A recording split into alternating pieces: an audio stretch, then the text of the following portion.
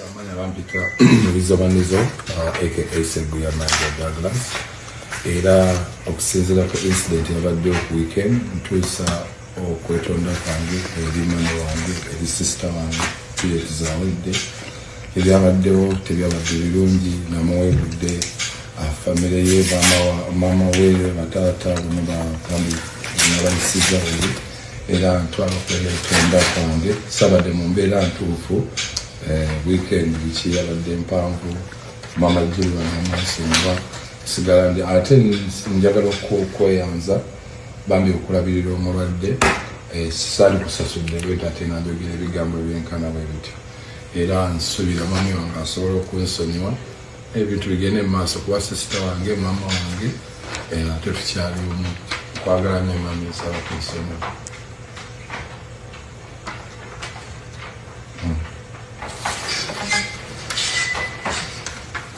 Oh. Mother, why? I'm sorry. I don't know what to say.